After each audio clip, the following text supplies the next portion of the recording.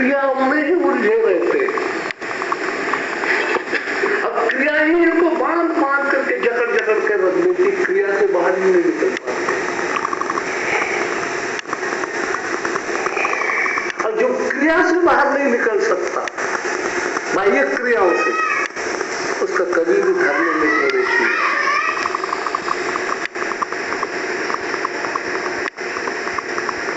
कर्म कांड, कांड शब्द इस्तेमाल किया।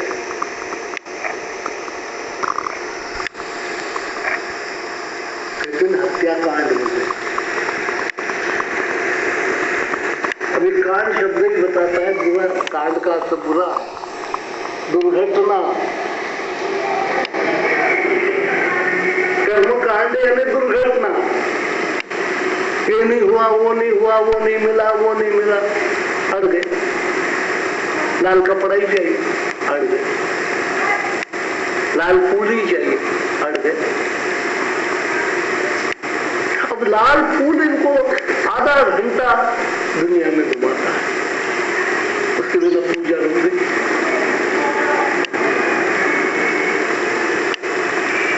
अब जरा इनका प्रोग्राम रख करके देखिए, हरे रामा हरे कृष्णा वाले।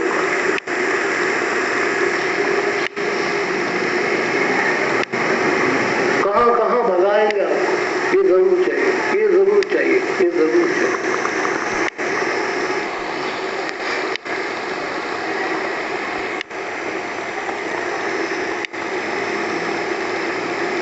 बाह्य क्रिया में उलझा हुआ आदमी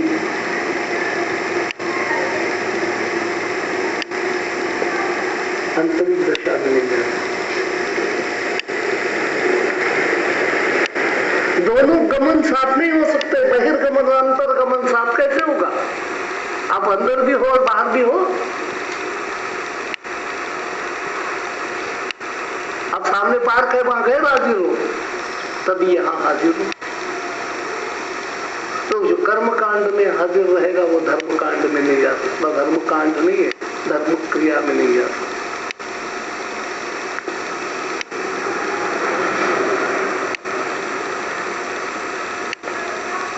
प्रार्थना का समय हो गया। तो जो पुराने टाइप के लोग थे, उनका गांधी जी को घेरने का मौका निमंत्रण हमारे बच्चे दिया। बेवकूफ ने हमको पूछा भी, तो गांधी को बुला के गया। उन्होंने अपनी प्रेर कर दी। उन्होंने यम ब्रह्मा, उन्होंने इंद्र रुद्र तो बोलना ठीक नहीं। तो उन्होंने अपना अपना जो पढ़ना था वो पढ़ना पड़ा। और पढ़ने के बाद अल्लाह अल्लाह शुरू कर दिया। और सरदार पटेल हमारा मोटी बुद्धि करना है। अब बाद में भी बुद्धि थोड़ी मोटी है, इतनी बात नहीं। बापू जी टाइम तो हमारा हो गया, 15 मिनट लेट हो गए। अल्लाह अल्लाह अल्लाह अल्लाह ठोकते रहते। पटेल क्यों उतारा, क्यों घबराता? राम भी तो एक शब्द ही है और अल्लाह भी एक शब्द है। और शब्दों से हम इतने विचलित हो जाते हैं। अरे अपने अपने हाजमे होते हैं। एक कौम है अल्लाह को हजम कर लेती है, दूसरी कौम है राम को हजम नहीं करती, उनके पेट में दुखने लग जाता है। तो उनको जबरदस्ती राम क्यों देना चाहिए जिसके पेट में दुखता है? तो हम तो अल्लाह को हजम करेंगे कि नहीं? अल्लाह को हजम करना सीख ले, बोल दिन के साथ अल्लाह। और फिर सबने प्रार्थना में जबरदस्त अल्लाह अल्लाह करना शुरू कर। क्या कौन सा प्रलय हो गया, कौन सा आसमान टूट पड़ गया?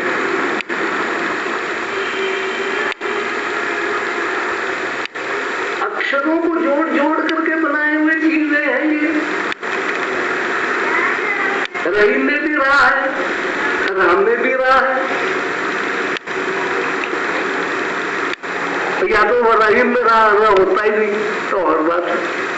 करीम में कौन है, कृष्ण में भी कौन है,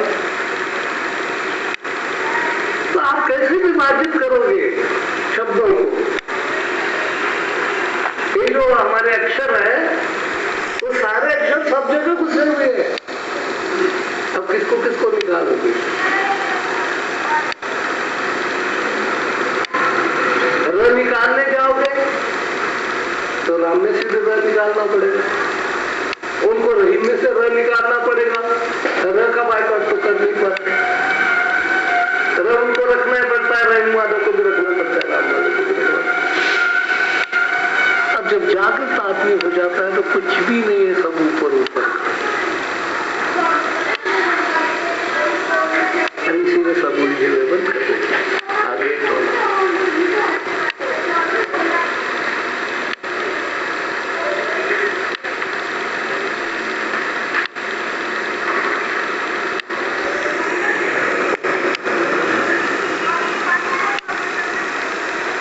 अभी संप्रदाय प्रकार ऊपर की चीजें छिलके उतारने आनी चाहिए। रस अगर लेना है तो आपको गर्मियों के छिलके में से चबा करके रस निकालना पड़ता है। छिलका भी है गन्ने का और बड़ा कड़ा छिलका है और उसके बीच में कूचा भी है।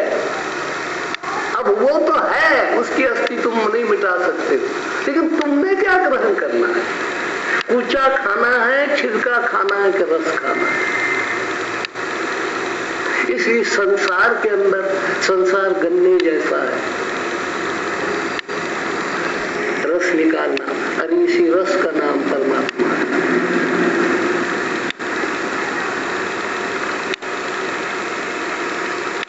लेकिन सोया हुआ आदमी गन्ना चबाएगा कैसे, रस निकालेगा कैसे? जो आदमी जागा हुआ वो गन्ने में से रस निकालेगा, कूड़ा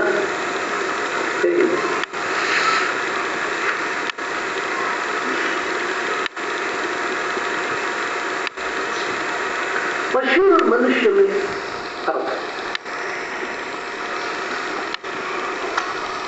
पशु ज्यों का क्यों ग्रहण करता है? मूर्ता के कारण। अरे मनुष्य सॉर्टिंग करता है, ग्रहण करने योग्य कौन सा और त्याग देने योग्य कौन सा। मनुष्य के पास ज्ञान की छन्नी है,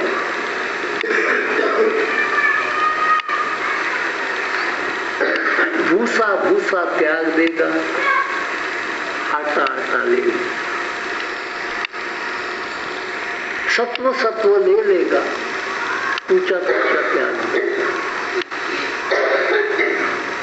इसको विवेक बुद्धि है। ये जो मनुष्य के पास विवेक बुद्धि है, इस विवेक की बुद्धि के जरिए से वो धर्म धर्म रखता है और संप्रदाय का भूसा फेंक देता है।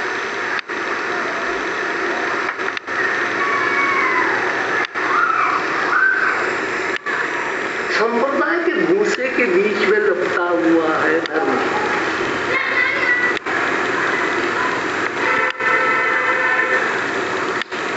तो बता दें, भूसा डंगरों के लिए, दाना हमारे लिए। गेहूं की गहारी होती है तो आप क्या करते हो? तोड़ी तोड़ी अलग करते हो, दाना दाना अलग करते हो। धर्म दाने जैसा है, संप्रदाय तोड़ी ऐसे।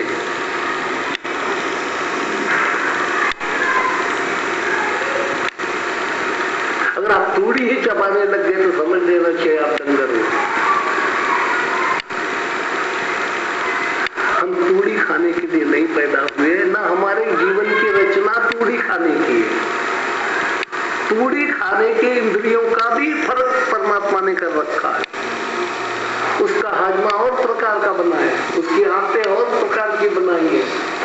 पूरी खाने वाला बार बार दोबारा निकालता फिर चबाता। किसी भी डंगर को आप देखो जुगाली के बिना नहीं खाता।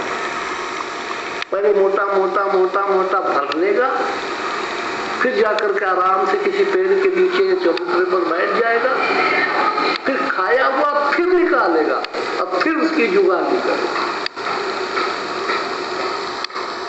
हमने कभी अपना निवाला बाहर निकाला है दोबारा चबाने के लिए?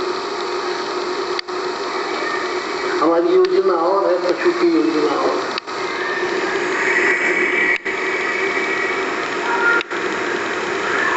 ऐसे ही मैं जप के बारे में समझता हूं। जब राम खा गए तो मुख से दोबारा क्यों निकाला? मैं कोई डंगर थोड़ी। जब राम निकल गया मैं,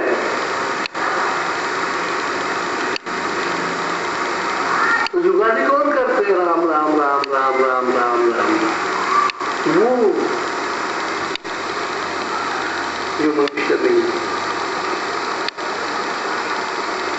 फिर बार बार मुंह मिलाते, फिर बार बार मुंह मिलाते, चबाते।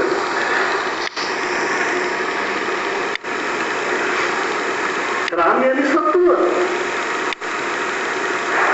राम यानी सत्य। अगर आपने सत्य अंदर उतार लिया है, आपको नाम जपने की कोई जरूरत नहीं।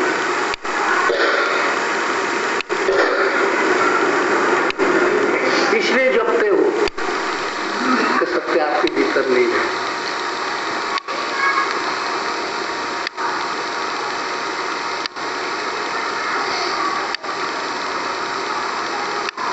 मुख में राम, मुख में राम, मुख में राम, मुख में राम। तो राम तो चौकीदार हो गए, जोड़ी पर खड़ा है।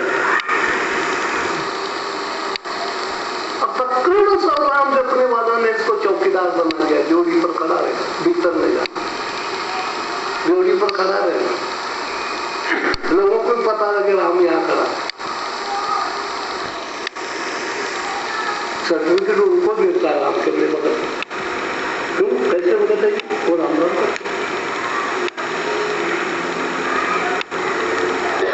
हमारे जैसा आदमी तो भाई कबूल करने पड़ते।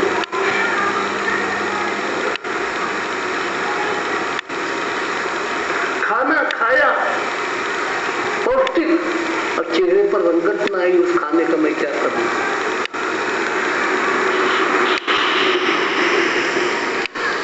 मेरी आत्मा पर सत्य की रंगत ना आई तो उस राम का मैं क्या करूं?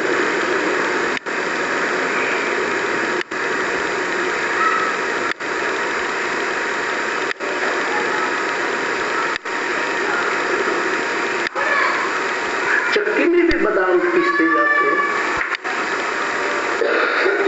बादाम रोगन निकालने वाले की मशीन जो होती है वो काफी बादाम को पीसती रहती है। क्या उस मशीन को बादाम की पुष्टि मिलती है? बादाम ब्रेन टॉनिक माना जाता है, तो क्या उस मशीन को कोई ब्रेन में कोई ज्यादा तरक्की हो जाती है? तेल तो ढेर निकाल दिया, पिप्पा भर दिया उसने बादाम चबा चबा करके, फिर उसके जीवन में कोई परिवर्तन नहीं।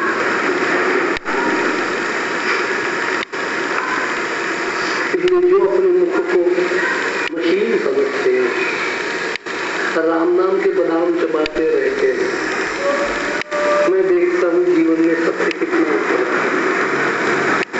मैं तो सिर्फ ये राम नाम का तेल निकालने वाली मशीन से ज्यादा कोई नहीं।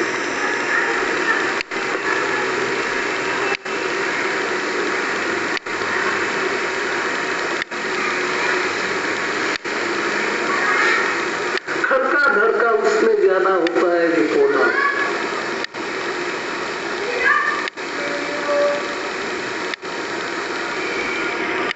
क्या भरी गागन कभी